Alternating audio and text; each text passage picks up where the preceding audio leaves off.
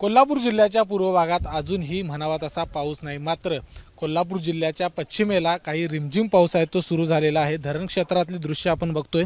या ठिकाणी राधानगरी धरणाच्या परिसरामध्ये रिमझिम पाऊस आहे तो सुरू झाला आहे आणि गेल्या वर्षीच्या तुलनेत 7% पाणी साठा आहे तो राधानगरी धरणातला जास्त आहे।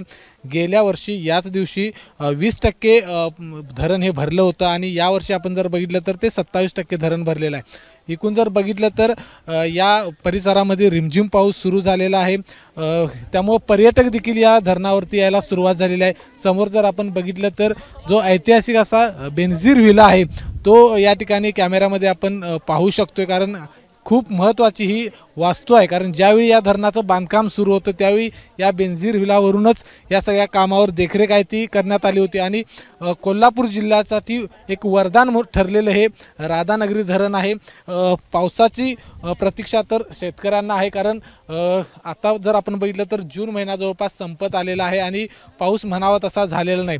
कोल्हापूर जिल्ह्याच्या पूर्व भागात तर पावसानं दडी मारलेली आहे। पश्चिमेला काही प्रमाणात रिमझिम पाऊस सुरू आहे, मात्र अजूनही पावसानं जोर धरायला पाहिजे अशा पद्धतीची मागणी बळीराजाची आहे।